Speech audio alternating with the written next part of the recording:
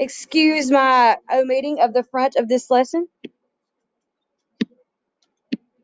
Okay, so as I have said, I'll scroll up. Recap. A geometric sequence is a sequence of numbers in which the ratio remains constant, so it's basically repeated multiplication. So to find the common ratio, you divide the term by its previous term. If it is geometric, then you're multiplying by the same amount every time, and the common ratio is the number that's being multiplied every time. All right, so look at number 2. Notice on number 2, they're going down, right? So instead of being multiplied, they're being what?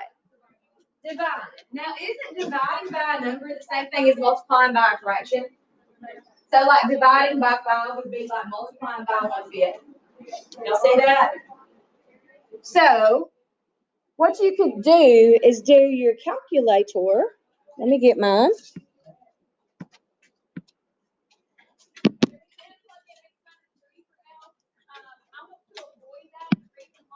And it said divide each term by its previous term, right? So let me clear mine out. So take that 45 and divide by 135. So I'm doing the second term over the first term. Y'all see that? Hit enter or hit math, enter, and reduce that fraction. What was that reduced to? Did everybody get 1/3? All right, now do the third one over the second one. So 15 over 45, math, enter. That's also 1/3, isn't it? Yeah, and then do the 5 over 15, which we already know that reduces to what? 1/3. So is this geometric? Yes. What is the common ratio? 1/3. So basically it's dividing by 3 every time, right? Which is the same thing as multiplying by 1/3. So the ratio is what is multiplied. So the ratio is 1/3. And calculator, math, enter helps. Y'all okay with that? Math, enter on your calculator.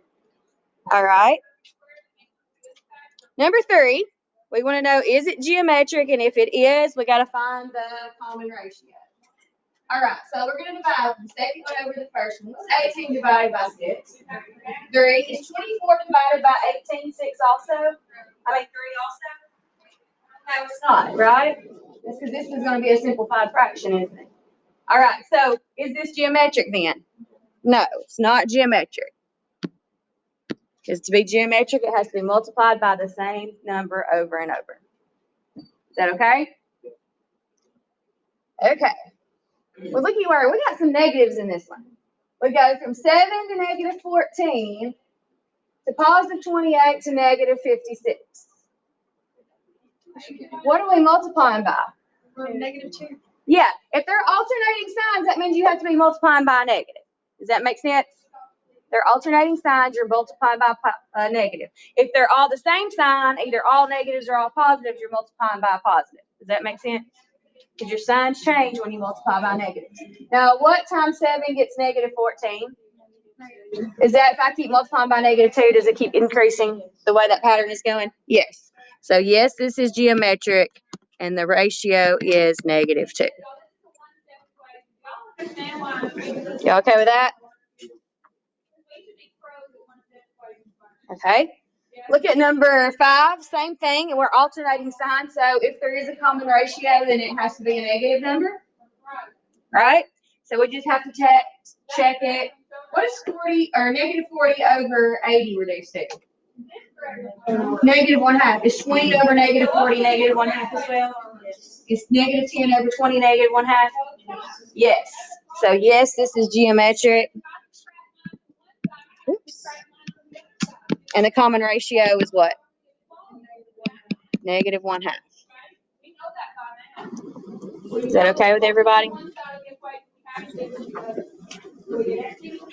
Y'all try number 6 on your own. See if it's geometric, and if so, state the common ratio.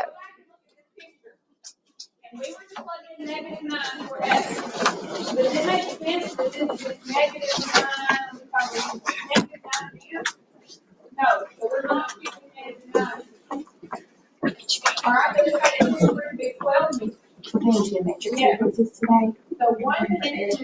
Pictures is when you add the same number every time. Geometric is when you multiply the same number every time. So like from here to here, multiply by 5. Yes. Okay, and then say, and this one they reduce to a half. You do the second one over first, third one, the one over 3. And your calculator can help you too.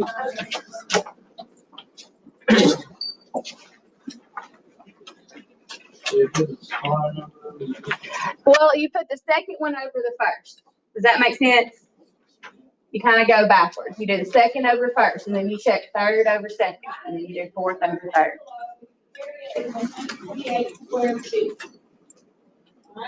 And it should reduce down to the same number.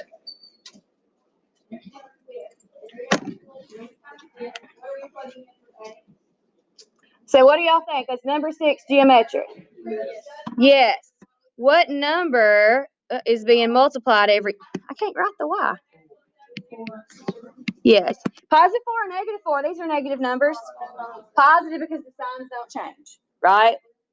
So if I multiply 9 times 4, I get, or negative 9 times 4, I get negative 36. Negative 36 times 4, I get negative 144. And negative 144 times 4, I get negative 576. Raise your hand if you got yes and R equals 4.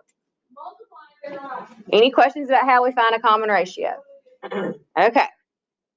So the next part, we have to figure out the pattern or the common ratio, what's being multiplied every time, and then continue the sequence to find the next 3 terms. Okay? So remember to get the common ratio. Basically, you can do second term over the first term because this is telling us these are already geometric. We don't have to check for it. Does that make sense? Okay. So what is negative 21 divided by 7? Negative 3. If I multiply these two, I get negative, or if I multiply negative 21 times negative 3, I get positive 63, right? So we just keep on multiplying by negative 3. So what's 63 times negative 3? Negative 189 times negative 3. A positive 567. Because if we multiply it by a negative, we're going to alternate signs, right? So the next one's going to be a negative what? Yes, 1,701. Is that okay with everybody? Easy peasy. My Jonah says easy peasy women squeezy. All right. So number 8. Let's start out with a little bit larger numbers, but how do we find the common ratio? Yeah, and these are going to be a fraction because then you see how the numbers are going down from left to right. Y'all see that? So let's see, 768 over 3,000. 768 divided by 3,072. And math, enter. And that's what? 1/4. So just to save you some calculator punches, instead of multiplying everything by 1/4, it's the same as dividing by what? 4. Multiplying by 1/4 is the same as dividing by 4, right? So to save you some steps, let's do 192 divided by 4. And what do we get? 48. Keep going. What's 48 divided by 4? And then we don't even have to use our calculator anymore. What's 12 divided by 4? 3. So if your numbers are going down from left to right, then your common ratio is a fraction. Does that make sense? Okay, so number 9, is our ratio going to be a whole number or a fraction? A fraction smaller than 1. What is the common ratio here? A half. If I do the second one, 4 over 8, it reduces to 1/2, right? Same thing with 2 over 4. Okay? So we're halving all of our numbers as we go down. All right? So what's half of 2? 1. What's half of 1? A half. What's half of a half? Look what it did. It like completely moved my fraction. What the? Raining interference, right? Did you see that? And what's a half of a half? A 4. Very good. Maybe you'll let me write it. Okay, so if your number going down, your common ratio is a fraction. And number 10, they're going up, so the common ratio should be a whole number or a larger number than 1. What do you think is the common ratio here? 5 or negative 5? Positive 5 because the signs are saying negative. So what's 125 times 5? 625. And then multiply times 5 again. Yep, it's negative. Thank you. Negative 3,125. And then times 5 again. Okay, so do y'all see how a geometric sequence or any exponential function gets big really fast, right? Because I start with negative 5, and the sixth term, I'm at negative 15,625, right? Exponential functions go really big really fast, or they get really small really fast, depending on what your numbers are, okay? All right, so back when we did arithmetic sequences, we had a formula for it, right? Can anybody remember it for arithmetic? I'll start you. A sub n. Yeah, I remember that. B sub n. C sub n. That geometry work over there. Is there an n minus 1? Yeah, there's an n minus 1 in it. There's like a plus something. Plus something, yeah. Hold on, give me a second. Something and Oh, it's n a minus 1 A. plus something. AR in parentheses. Hey, what is plus whatever the number is. What's A second one? Uh-huh. Yeah, yeah. And then something went there. Right there. It's like an R. Not a B. It was a D. Yeah. Because remember, that was the common difference. So see, on geometric sequence, we have a common ratio, right?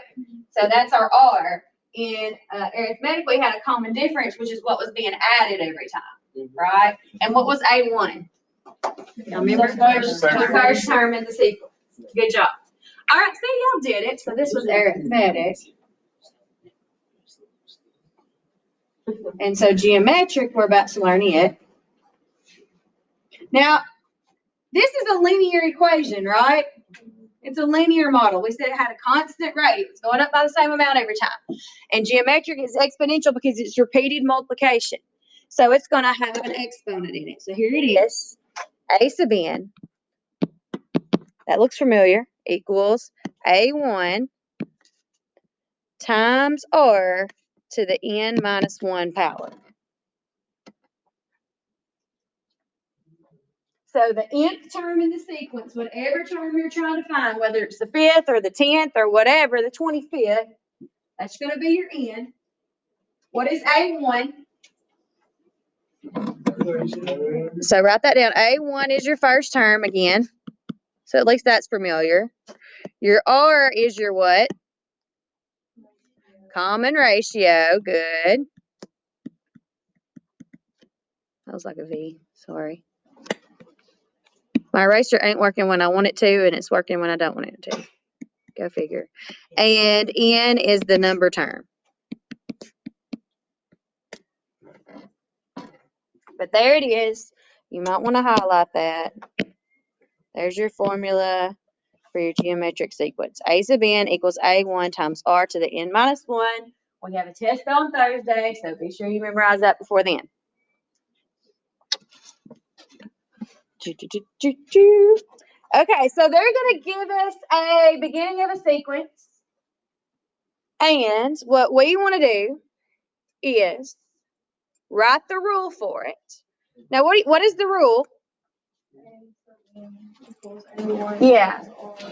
So the rule is where we plug things into this formula, right? That's our rule. And then we want to find a specific term. They want us to find A7 after we write our rule, right? So our rule just has ends in it. I'm going to fill in everything but the ends. Okay, so I'm going to fill in the A1, I'm going to fill in the R. All right, so I've got my sequence started out here, 3, 9, 27. What is the common ratio, guys? What's being multiplied every time? 3. So I'm going to write that down. Not with a highlighter, though. My A1 is 3. My ratio is also 3, right? because the sequence started with 3. So that's all I need to write my rule. So my rule is going to be A sub n equals, what's A1? 3 times, what's my R? And then n minus 1, since I'm not finding out n just yet, I leave it alone. So for your rule, you're going to keep n's where they are. So there's my rule. So there's my rule. Then it says to find A sub 7. That means find what term? The 7th term. So everywhere I say an n, I'm going to plug in a what? 7. So A sub 7, which means the 7th term, is going to be 3 times 3 to the 7 minus 1 power. Now, y'all, order of operation matters. But first, I need to subtract that exponent, right? What is 7 minus 1? So it's A sub 7 equals 3 times 3 to the 6th power. Now, y'all, this is where people mess up order of operations. It's not 3 times 3 is 9 to the 6th power. Okay? It's 3 to the 6th power and then multiply times 3. Y'all see that? Exponent before you multiply. So calculator, 3 raised to the 6th power, 729. So it's A sub 7 equals 3 times 729. And then you can just keep that in your calculator and hit times 3. 2,187. What's it doing? Yours just push it in. What did I say it was? 2,187. What number is yours? My calculators have been abused. 2187. Is it 2187, y'all? I should say. All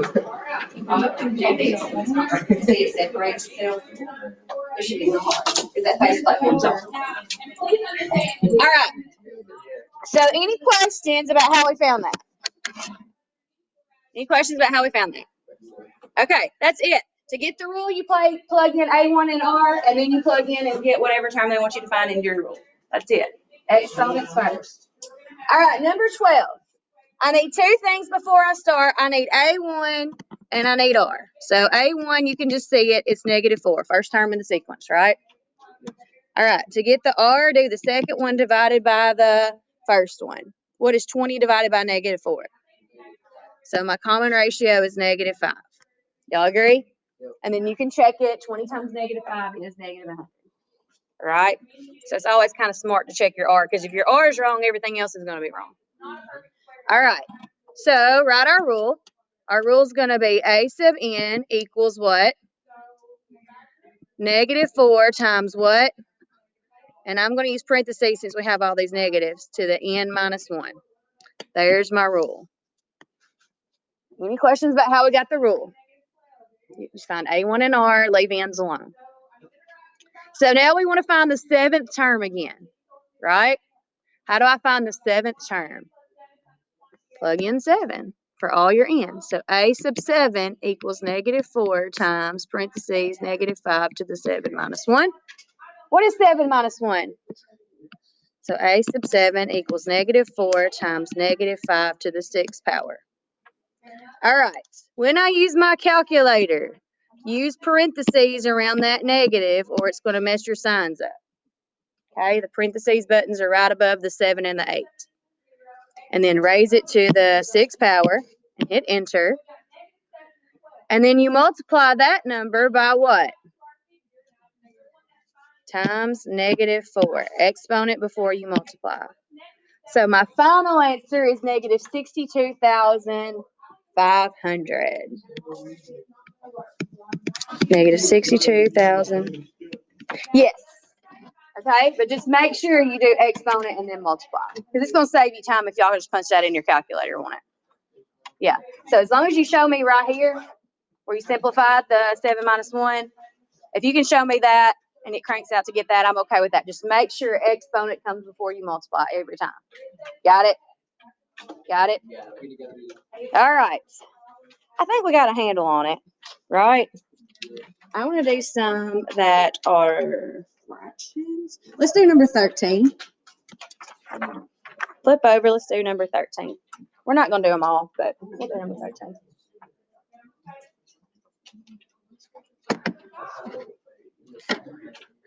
Okay. So what is our A1 on number 13?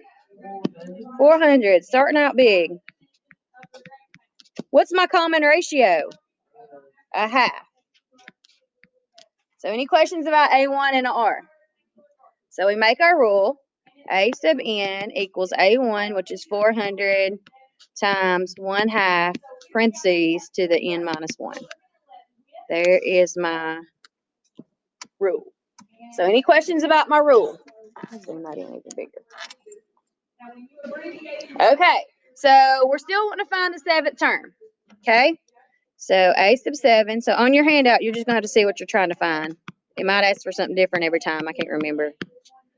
To the 7 minus 1. Now, if I know y'all can do 7 minus 1 in your head, so if you go ahead and tell me that's 6, that's okay. I'm not going to break your fingers for go ahead and subtract that, okay? Please don't. I won't, trust me. A sub 7 equals 400 times 1/2 to the 6th power. So order of operations, what do I need to type in my calculator first? Yeah, so parentheses 1 divided by 2. Raise it to the 6th power. Hit enter. Get this lovely decimal, don't you? Well, that makes sense because I'm multiplying a half times itself a bunch of times, right?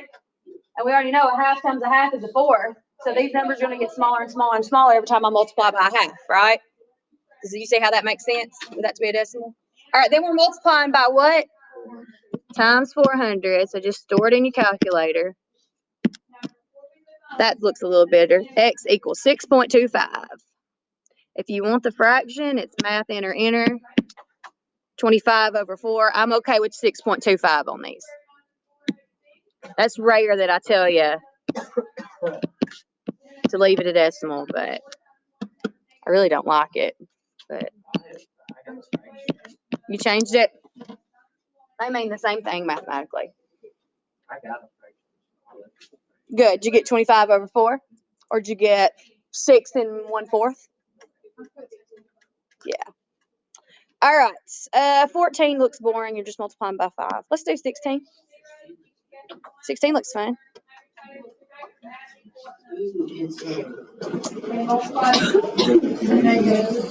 It's a negative. What else is it?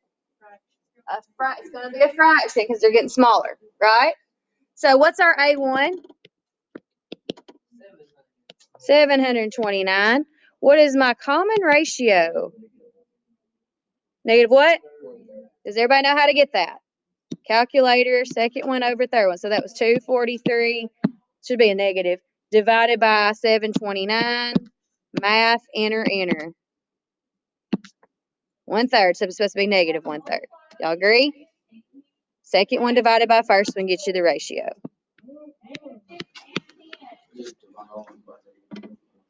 Yeah, you can divide it to keep going, yes. But the ratio is negative 1/3. But we're not going to keep going with it. We're just going to find the 7th term. So we're going to write our rule. A sub n equals A1, which is 729, times R. What's my R? Negative 1/3 to the n minus 1 power. And I guess we're still finding the 7th term.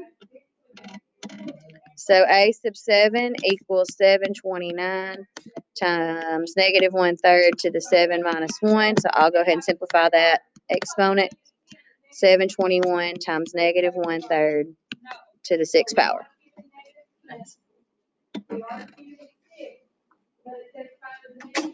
We're okay on the setup?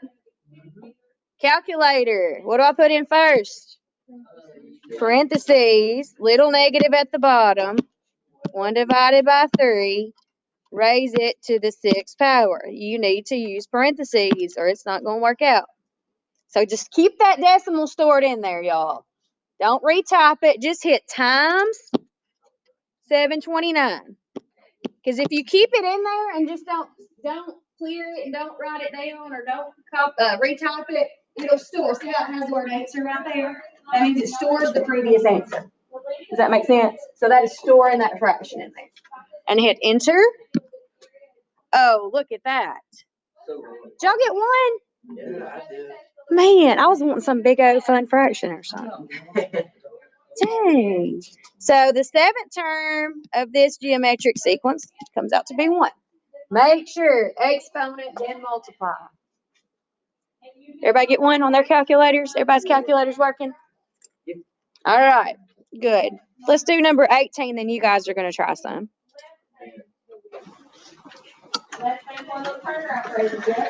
8, 12, 18. So it's going up. But is our ratio going to be a whole number? No, because 12 divided by 8 is not a whole number, is it? No. So it's going to be, since it's going up, though, what does that tell us about our fraction? It's gonna be a mixed number Or improper, right? It's going to be bigger than 1 because these are going up. Does that make sense? So even though it's a fraction, it's still going to be a fraction that's larger than 1. So either a mixed number or improper. For calculator purposes, we better do improper because the calculators really don't do mixed numbers. All right. So my A1 is 8. My ratio is going to be what we get when we reduce 12 over 8. 12 over 8 is divided by 4, 3 over 2. Or 1.5, right? Everybody understand when we got the common ratio? Second one over first one. And does 18 over 12 also reduce to 3 over 2? Yeah, I can divide them both by 6, right? Yeah. Yes. So A sub n equals A1, which is 8 times R, which is 3 over 2 to the n minus 1. There's my rule. Okay, and I'm still finding that seventh term. I wish they'd have made different ones, but they kept it going. So 8 times 3 over 2 to the 7 minus 1, and 7 minus 1 is 6.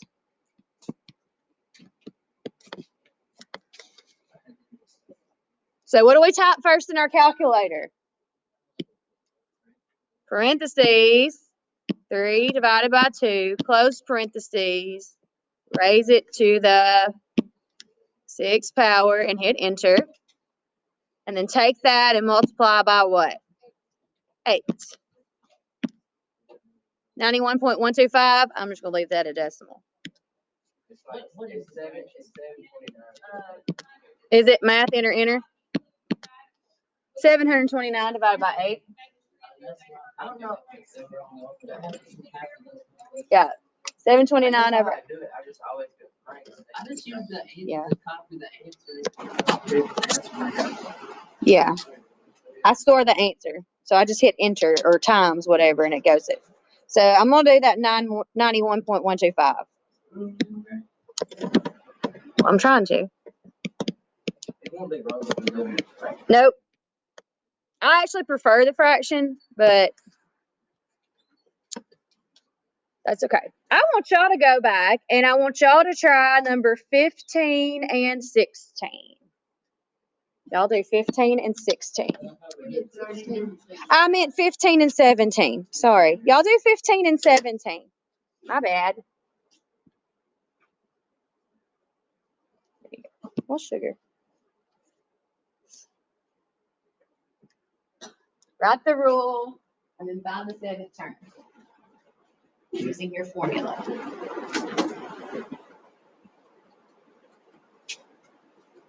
And holler at me if you need help.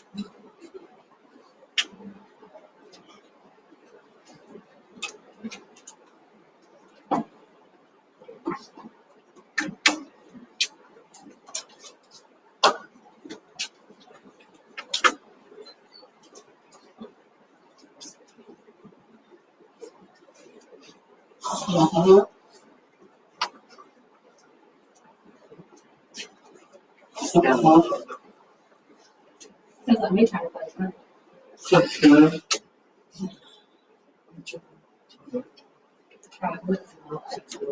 Don't make any pleasing sounds. Very good career in that. Stick to the piano. Do the key, it comes in, it comes out, right?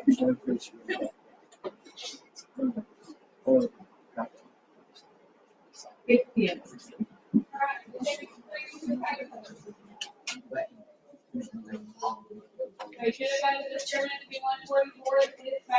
Okay. Checking with somebody if you haven't already.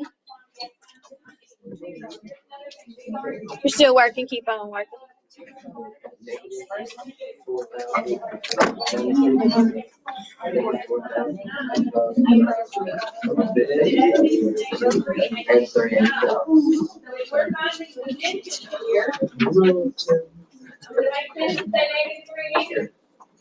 Oh.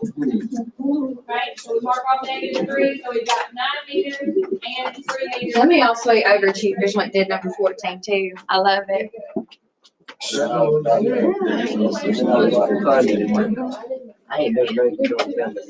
that's what I figured. That's what I figured.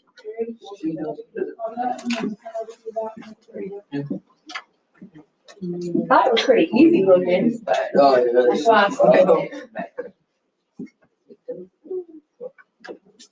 All right, y'all help me out. On number 15, sorry, what is A1? -1, that's easy to find, right? What is the common ratio? +4. Y'all agree? So your rule should have been A sub n equals -1. Oops, my brain and my hand didn't do the same thing. -1 times 4 to the n minus 1. Did everybody get that for their rule for number 15? All right, so you're finding the 7th term still. So it's A sub 7 equals -1 times 4 to the 6th power, basically, right? So if you just type in 4 to the 6th power and then multiply it times -1, did y'all get -4,096? Raise your hand if you got A7 equals -4,096. Good job. Any questions on number 15? Number 17, what's A1? Is 6. What is the common ratio? Oh, that one's too easy. So your rule should say A sub n equals 6 times -2 to the n minus 1. Did we get that for our rule? And we're looking for the 7th term again. So A sub 7 equals 6 times -2 to the 7 minus 1 is 6 power, right? So -2 to the 6 power, is that 64? And 64 times 6 is what? 384. Raise your hand if you got 384. Any questions about how to write a rule and find a certain term? Now, on your practice, it's not going to be all 7th term like this one is. They're probably going to mix them up. I'll have to look in a minute. Haven't looked at that paper since Friday when I made copies. Slept a few times this weekend. All right. So this is an application type problem. Y'all, application problem is like kind of like a word problem, right? Right. You know when people say an application problem or life skill problem or whatever, it's usually a word problem. Okay, but this one ain't too bad because it's broken into sections. We have a table over here, and it says the table to the left shows the car's value for 3 years after it is purchased. So the first year it's purchased, it's at $10,000. The second year, $8,000. and the third year after its purchase is $6,400. Write a rule to represent the car's depreciation. Now, what did we say depreciation meant? Exponential decay. Yeah, it's a decay. It's losing value, right? If something is depreciating, that means it's losing value. It's losing how much it's worth. All right. So, what do I need for a rule? What two things do I need for a rule? I need A and R, or A1 and R, right? What the jeez? So what's our first term in this sequence? $10,000. So it started out being worth $10,000. What's my common ratio? How do we get the common ratio? 8,000 divided by 10,000, right? What is that? And the same thing as reducing to 8 over 10, isn't it? 4/5? Everybody get 4/5? All right. So my common ratio is 4/5. Okay, so to write a rule, we'll say A sub n equals A1, which is what? 10,000 times what's R?